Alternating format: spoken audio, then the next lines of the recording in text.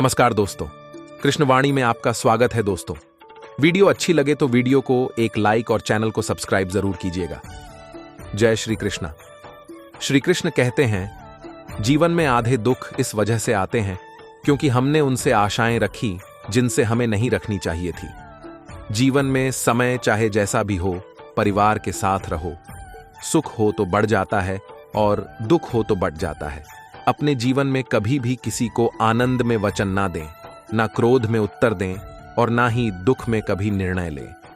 किसी और का काम पूर्णता से करने से कहीं अच्छा है कि अपना काम करें, भले ही उसे अपूर्णता से करना पड़े। जिंदगी में सब कुछ खत्म होने जैसा कुछ भी नहीं होता। हमेशा एक नई शुरुआत हमारा इंतजार कर रही होती है। श्री कृष्ण कहते हैं, मैं भूत, वर्तमान और भविष्य के सभी प्राणियों को जानता हूं, किंतु वास्तविकता में कोई मुझे नहीं जानता। लोग कहते हैं अपनों के आगे झुक जाना चाहिए, किंतु सच बात तो यह है कि जो अपने होते हैं वह कभी झुकने ही नहीं देते। हमेशा छोटी छोटी गलतियों से बचने की कोशिश किया करो, क्योंकि इंसान पहाड़ों से नहीं पत्थरों से ठोकर खाता है। अपनी पीड़ा के लिए संसार को दोष मत दो, अपने मन को समझाओ।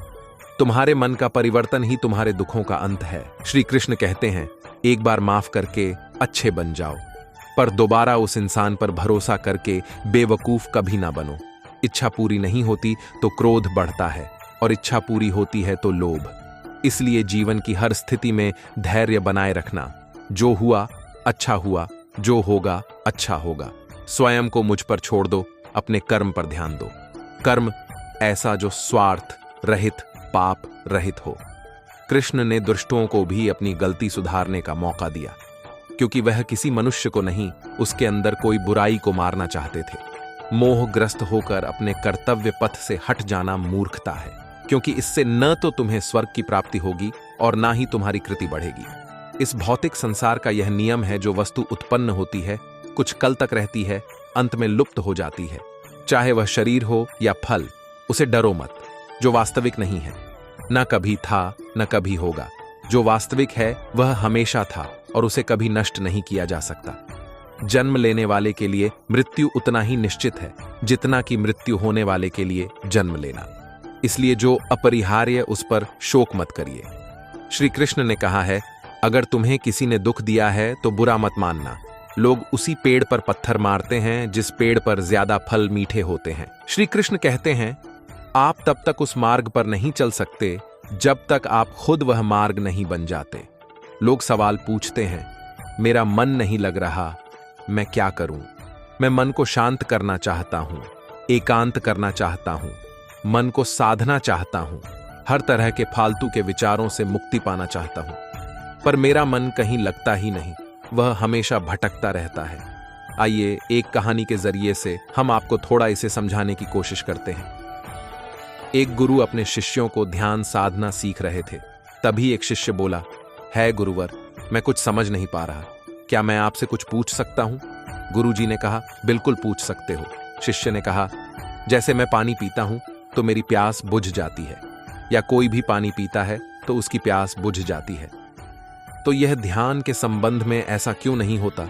जब हम आपके कई अनुसार एक जैसा ध्यान करते हैं तो हम में से कोई पहले तो कोई बाद में तो कोई कभी भी ध्यान की स्थिति को प्राप्त कर ही नहीं पाता।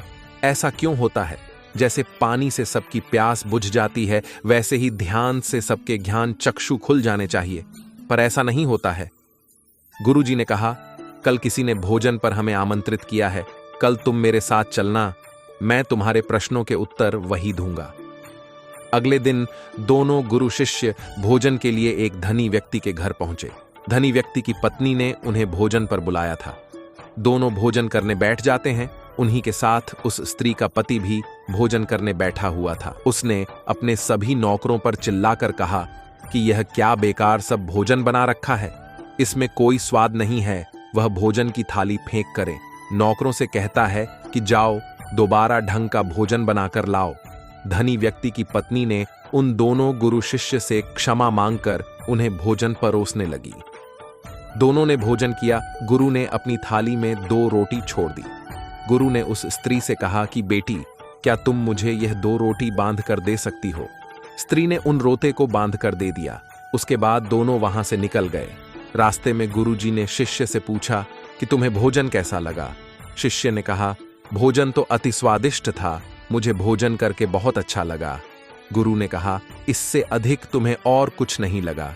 शिष्य ने कहा, इससे अच्छा और क्या लग सकता है गुरुजी? मेरी भूख मिट गई, मेरा पेट भर गया। गुरु ने कहा, भोजन तो अच्छा था, फिर उस स्त्री के पति को भोजन पसंद क्यों नहीं आया? भोजन तो अच्छा बना था ना। भोजन एक ही था, तब उसे पसंद क्यों नहीं आया? शिष्य ने कहा, आप ठीक कहते हैं गुरुदेव, मैं तो कुछ समझ ही नहीं पा रहा हूं, आप ही कुछ बताएं। गुरुजी ने कहा, अभी तुम मेरे साथ आगे चलते रहो। दोनों चलते चलते बहुत दूर निकल आए। शिष्य ने गुरुजी से कहा, गुरुदेव, हम हमारे आश्रम के मार्ग पर तो नहीं हैं, फिर हम कहां जा रहे हैं? गुरु ने कहा, बस चलते रहो। बहुत दूर चलने के बाद एक फटेहाल व्यक्ति गुरुजी के सामने आ गया और उनके चरणों में गिर गया और बोला, है परमात्मा, मेरी मदद करो, मैं दिन दिन से भूखा हूं, मैंने कुछ भी नहीं खाया है, आप कृपया कर मुझे कुछ खाने को दें। गुरुजी ने उस व्यक्ति को एक पेड़ के नीचे बिठाया और उन 2 रोटियां को निकाल कर दिया जो उसे महिला ने उन्हें बांध के दी थी। रोटियों को देखते ही उस गरीब व्यक्ति की आंखों में चमक आ गई। उसने तुरंत उन 2 रोटियों को लेकर खाने लगा। खाते समय उस व्यक्ति की आंखों से आंसू निकल रहे थे। वो रो रहा था और खाता जा रहा था और हाथ से इशारे कर रहा था, जैसे वह किसी अदृश्य शक्ति को कह रहा हो, तेरा धन्यवाद इस रोटी के लिए। खाने के बाद उसने गुरुजी को प्रणाम किया और धन्यवाद कहा। गुरुजी ने उस व्यक्ति से पूछा कि भोजन का स्वाद कैसा था। उसने का स्वाद तो कहीं था ही नहीं, केवल जीवन था, परमात्मा। यह रोटियां नहीं थीं, ये तो साक्षात जीवन था। यह कहकर वह व्यक्ति वहां से चला गया। गुरु ने शिष्य से कहा, देखो, भोजन वही था, लेकिन एक व्यक्ति को उसमें स्वाद नहीं आता, तुम्हें उसमें स्वाद आया, तुम्हें भोजन पसंद आता है, लेकिन वही एक व्यक्ति को इस स्वाद नहीं आता, बल्कि वह इसमें ईश्वर, परमेश्वर और जीवन को देख लेता है। इसी से पता चलता है कि व्यक्ति और भोजन की तृप्ति में भी अंतर है। पहले व्यक्ति की इसमें कोई तृप्ति नहीं होती, तुम्हें थोड़ी तृप्ति होती है, और इस व्यक्ति को अनंत तृप्ति होती है। ऐसा ही ध्यान के संबंध में होता है। जिसको जितनी ज्यादा प्यास होती है, वो इतनी ही जल्दी मार्ग बना लेता है। उस शिष्य की जिज्ञासा का समाधान हो गया था, उसके प्रश्नों का उत्तर उसे मिल गया था, लेकिन प्रश्न का उत्तर अब भी हमारे नहीं मिला। प्रश्न था, मन क्यों नहीं लगता? तो दोस्तों, जो लग जाए वह मन नहीं है। मन का स्वभाव ही है भागना। जब हमारे पास कोई चीज अत्यधिक होती है, तब मन उससे भागने लगता है। जैसे उस धनी व्यक्ति का मन जो उस भोजन से भाग रहा था, जो उसके लिए आम बात थी। लेकिन जब कोई चीज हमारे पास सीमित मात्रा में होती है और हमें मिल भी जाती है, तब हमारा मन उससे जुड़ा भी रहता है और हम उस चीज की थोड़ी बहुत अहमियत भी रखते हैं। जैसे उस शिष्य का मन, जो उस भोजन से थोड़ा बहुत जुड़ा हुआ था, तो उसने उस भोजन के स्वाद को भी जाना। लेकिन जब हमें कोई चीज चाहिए होती है और वह हमारे पास नहीं होती, तो पहले हमारा मन उस चीज के लिए बहुत ललहित रहता है। वह हर हाल में उसे पा लेना चाहता है। लेकिन जब कोई चीज प्राणों से जुड़ी हो, जैसे कि वह 2 रोटी, और जब बात प्राणों पर आ जाए, तब मन गायब हो जाता है। तब आप स्वाद नहीं देखते, भोजन का प्रकार नहीं देखते, तब आपको सिर्फ भोजन चाहिए होता है। तब आप एकाग्र हो जाते हैं भोजन के लिए। जो मिले उसी में आपको आनंद आ जाता है। स्वाद हो या ना हो, आपके प्राण अंदर तक उसे स्वीकार कर लेते हैं। और यह तब होता है जब मन नहीं होता।